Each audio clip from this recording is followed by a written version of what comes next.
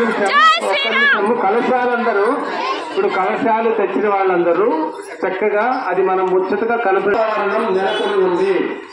మీరు కూడా ప్రాణ ప్రతిష్ఠ రోజున శుభ ముహూర్తాన సమయానికి ముందే ఉదయం 11 గంటల నుండి మధ్యాహ్నం 1 గంట మధ్య మీకు దగ్గరలో ఉన్న దేవాలయంలో చుట్టుపక్కల ఉన్న రామ భక్తులతో కలిసి భజన కీర్తనలు నిర్వహించాలి.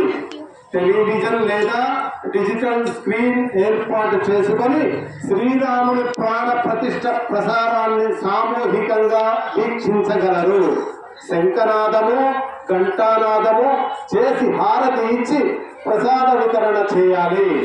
ఆలయంలోనే కార్యక్రమం జరపాలి.